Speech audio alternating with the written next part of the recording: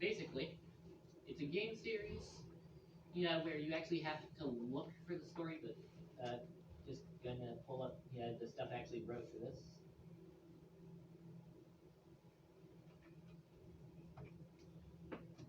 Okay. Okay, so the lore of the Five Nights at Freddy's games. Now, of all of the games ever made, none are made with the story being quite as confusing as Five Nights at Freddy's, and that's saying something. So, spanning 14 games and 11 books, it's an extensive series with a story that is impressively hard to piece together. And if you just play the games or read the books, they're just a generic horror series with not much else.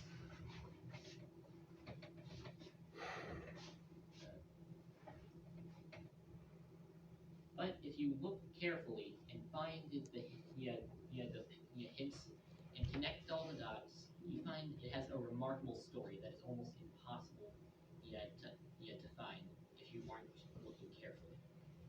And even then, it's incredibly hard to understand it. I've been following the search for the true meanings of these games back since the first game was released back in 2014. And yes, their story has a lot more than it takes than I would be able to cover in one in the time it takes for one class. There are going to be just three main parts of it that I'm going over which cover most of the general plot. The missing children incident / the existence of the animatronics, the story of the Afton family, and the current existence of William Afton, or as most people know him, Purple Guy. Alright, so and a picture for the background here.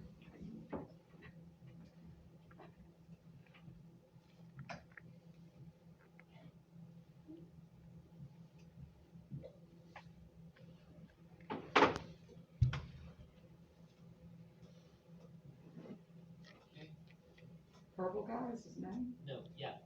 People call him Purple Guy. Okay. Because, well, his sprite's purple because we only ever see him in the shadows. Except once, but it took a while for us to figure out that it was still actually Purple Guy. So, William Afton. It all starts in the 70s. He was a man with a wife, 2 sons, and a daughter. And he was a robotic engineer, who worked in his own business with his friend and business partner, Henry, no lasting name given. But there was one thing that no one realized for a while. He was a child murderer. Yet one day he went to one of those family-owned businesses. It was called Fredbear's Family Diner.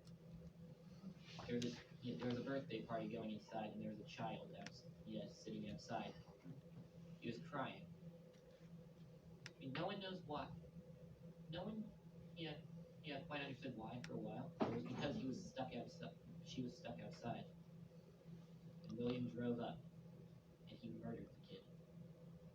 But the kid lived on because it said as she was dying on the side of the building, one of the puppet, which was an animatronic, fused with her.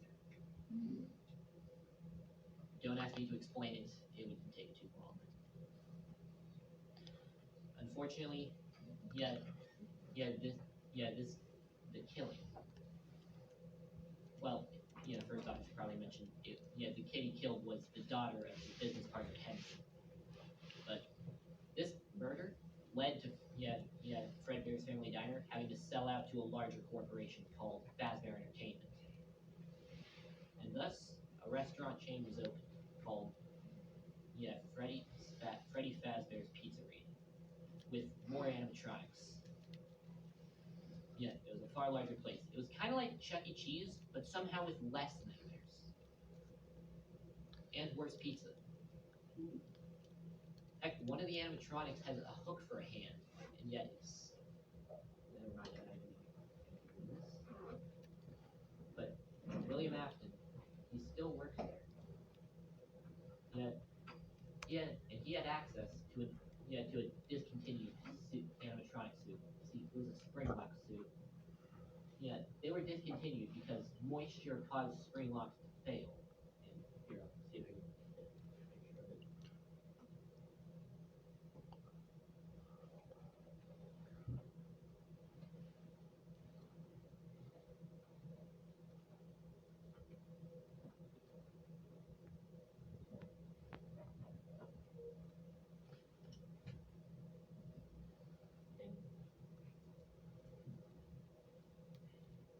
And really wish I had PowerPoint this, but can't really see a good image here. But dang it, uh, I'm just gonna stop using this.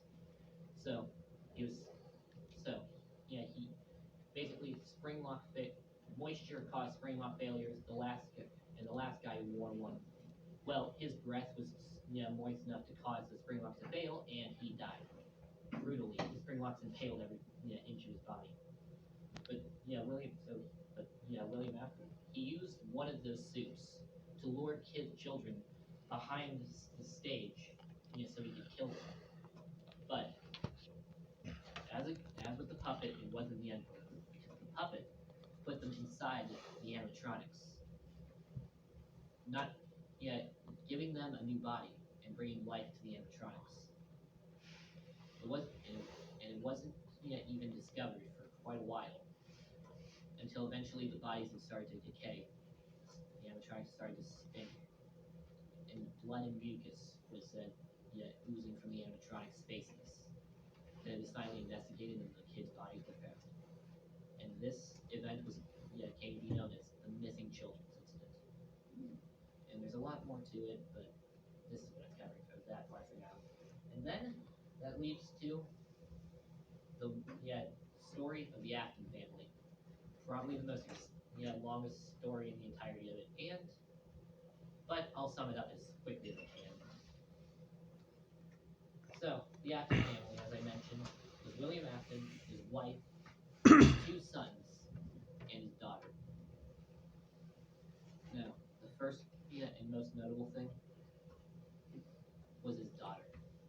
See, William Afton was a child murderer, but he was also an engineer, so he tried to make a more efficient way to do it. So, and since he had to design a robot for a company, he decided to kill two birds with one stone, or more accurately, multiple kids with one robot. He designed the robot to kill children and, well, contain them. Unfortunately, he couldn't see the fact that the one he was going to kill would be his own daughter.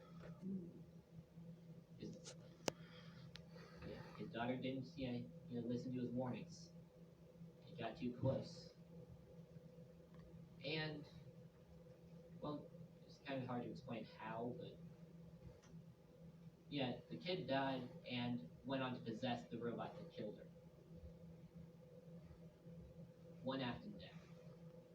After that, grief-stricken, William Afton retreated, to be by himself.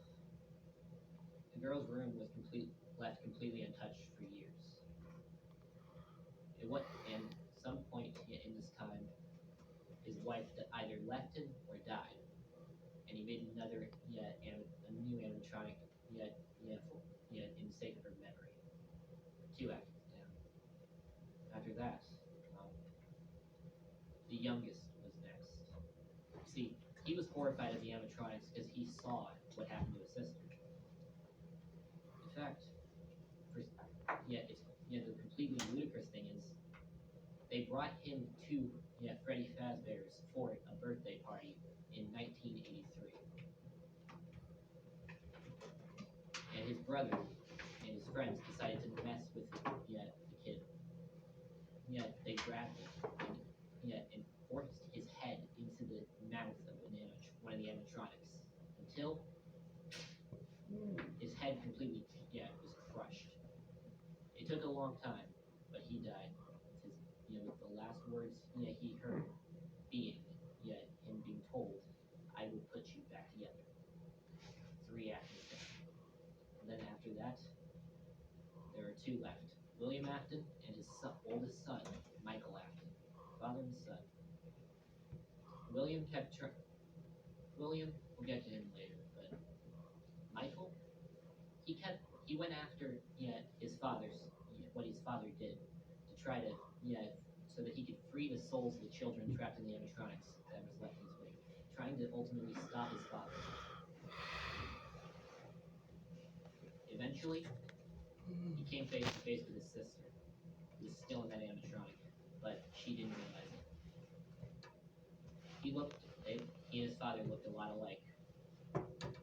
Eventually, his sister traps him in a room, and the rest of the animatronics scoop out his insides and replace them with an animatronic hybrid, which, despite what people say, I don't think is going to be very environmentally friendly. So basically, the animatronic stays inside of him until his body begins to rot to the point of where they have to eject to find a better host, which I don't think they do. But Michael doesn't die. His rotting corpse is still alive, and he keeps going after it to stop his father. And it's not until, well, not really sure about the timeline in between the games at that point, but it wasn't until a few games later where he, his father, technically his sister, and a few others are trapped in another pizzeria by Henry, who trapped them all in there and burnt the pizzeria to the ground. After giving an awesome one-liner. I'm paraphrasing here, but he said, at the end of his entire speech said, for most of you, I hope you find peace, but for one of you, the deepest pits of hell has opened to swallow you whole. So don't keep the devil waiting, friend. But the thing is, William survived the fire, except he's trapped in an eternal limbo. Well, not entirely eternal. He's being trapped by Golden Freddy, technically two of the children he killed.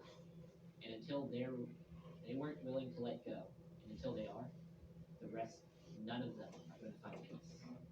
Except the thing is, that's not exactly where the story ends.